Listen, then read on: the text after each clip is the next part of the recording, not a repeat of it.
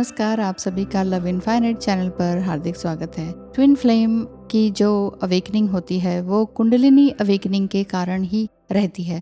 जो physical symptoms होते हैं वो स्पिरिचुअल अवेकनिंग के ही होते हैं। कुंडलिनी अवेकनिंग का मतलब है स्पिरिचुअल अवेकनिंग। ये टर्म इसलिए यूज की जाती है kundalini awakening twin flame journey में, ताकि आपको ये समझ में आए कि हाँ, कुछ मतलब डेजावू वाली फीलिंग होती है और एक क्वांटम लीप में आप आते चले जाते हैं। मतलब कि आपको लगता है कि तुरंत कहाँ से कहाँ आ गए और कैसे आप जुड़ गए। मतलब आप दोनों का जो वाइब्रेशन मैच होता है वो सेम उसी समय में होता है और ये ओवरलैप हो जाता है। क्वांटम लीप का मतलब ही यही है कि वो ओवरलैप हो जाता है, टाइम पीरियड पता ही नहीं लगता कि ये सडन हुआ क्या। इसीलिए हमें वो डेजावू वाली फीलिंग आती है कि हाँ, ये तो हमारे साथ हो ही चुका है, या फिर इसे हम इस व्यक्ति को या इस सोल को हम बहुत ही अच्छी तरीके से पहले से ही जानते हैं। तो यहाँ पर जब हम फर्स्ट टाइम जब मिलते हैं या आई कांटेक्ट होता है ट्विन फ्लेम के साथ, तो वहाँ इसको कुंडलिनी अवेकनिंग के और भी साइन है कि 3 AM पर आप उठ जाते हैं या 3 से 6 के बीच में बहुत ही जल्दी बिना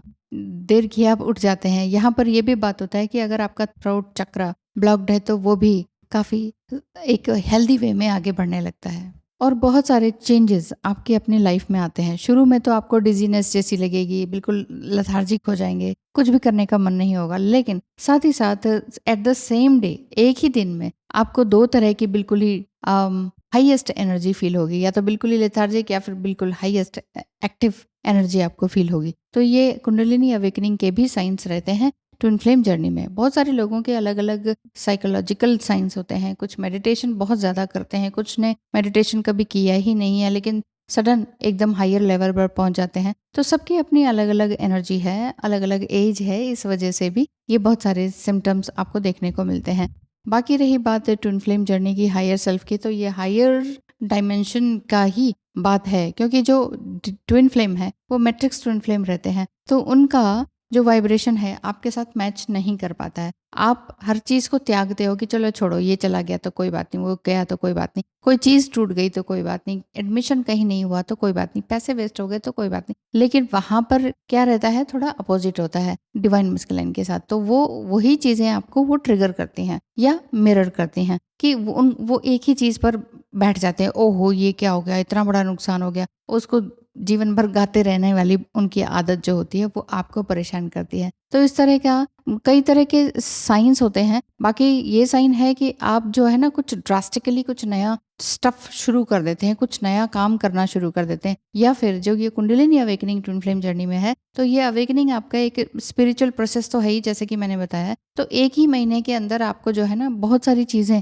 देखने को मिलती हैं। ओवरनाइट भी आपको बहुत चीजें समझ में आती हैं और बहुत ज्यादा आप रिसर्च में लग जाते हैं कि ये ट्विन फ्लेम जर्नी क्या है, 3D 5D 7D ये क्या चीजें हैं, क्या बोल रहे हैं लोग, क्या चीज है ये कार्ड रीडिंग क्या है। इस तरह से एक साइकोलॉजिकल के साथ बियॉन्ड साइकोलॉजिकल, मतलब इस फिजिकल वे से भी बाहर निकलना शुरू कर देते हैं। तो इस तरह के आपके सिम्टम्स आपको दिखने लगते हैं। आप कुछ नई चीजों के प्रति ही आकर्षित हो जाते हैं। चीज मतलब कुछ नया स्किल, कुछ नया सीखना है, कुछ नया करना है, या फिर आपके अंदर जो अभी तक हिम्मत नहीं आई थी ना कोई भी काम को करने की, या किसी चीज को ना करने की, या किसी व्यक्ति को ना करने की, वो हिम्मत आ जाती है।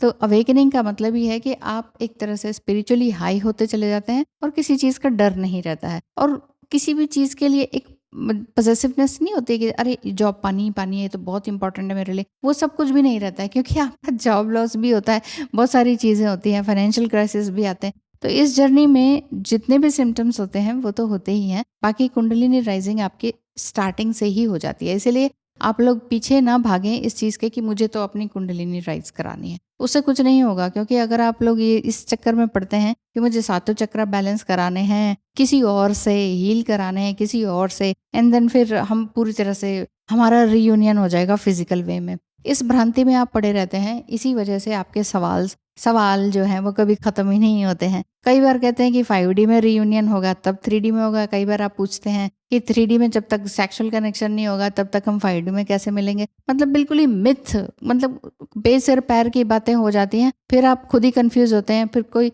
मेरी बताई हुई सही बात को भी वो फिर बहुत बुरी लगती है कि क्या बोल रही है ये, क्या बोल रही है, तो नहीं समझ में आता है। बेसिकली ये ट्विन फ्लेम जर्नी जो है divine feminine and divine masculine energies की बात होती है। कुंडलिनी अवेकनिंग आपके अंदर की होती है। चक्रा बैलेंस आपके अपने होते हैं। आपके अंदर का जो इनर वर्क है वो आपको हायर सेल्फ में लेकर जाता है, ना कि किसी और से जोड़ता है।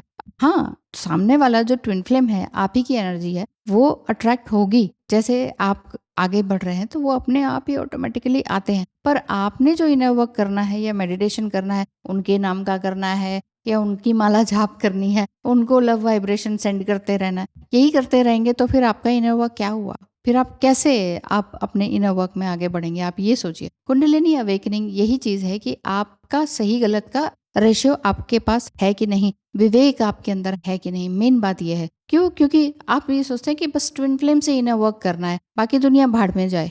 तो ऐसा तो नहीं होगा, ऐसा तो नहीं होगा। अगर आप किसी एक के साथ तो ज़बरदस्त बदतमीज़ी कर रहे हैं, फुल ऑन ईगो में हैं और ट्विन फ्लेम के साथ कह रहे हैं हाँ, इसके साथ हमारा इनर वर्क अच्छा चल रहा है, मीठा-मीठा, तो ऐसा नहीं होगा। इधर अलग, इधर अलग। यही तो है 3D एंड 5D को बैलेंस करने का। दोनों ही चीज़ें बैलेंस होंगी। ऐसा नहीं है कि किसी को तो आप धुतकार रहे हैं, किसी के पीछे भाग रहे हैं। अगर ऐसी एनर्जी है तो फिर आप कहीं भी नहीं पहुँचे हैं अभी, ये वाली बात है। तो यानी कि अगर आप फिर भी कुछ नया करना चाहते हैं तो नए स्किल्स को अपनाइए, अपने लिए काम कीजिए, अपनी जागृति कीजिए। सामने वाला आए या ना आए, जब तक ये वाला जब फ़र्क पड़ना बंद नहीं होगा तब तक आप पूरी तरह से कंप्लीट नहीं कहलाएंगे। बात यह है। तो आज के लिए इतना ही। आई होप कि आपको समझ आ रहा होगा और प्रैक्टिकलिटी में भी आप सही बढ़ रहे होंगे। जो लोग बढ़ रहे हैं, कंसल्टेशन वगैरह लेते रहते हैं और वो वाकई बढ़ रहे हैं, तो देखिएगा कि कहीं ना कहीं रियूनियन भी होता है और बहुत सारी चीज़ें अपने आप से ही रियूनियन होता है। रियूनियन सिर्फ एक शादी या फिजिकल कनेक्शन ही नहीं है, ये तो मैं कई बार बता चुकी हूँ।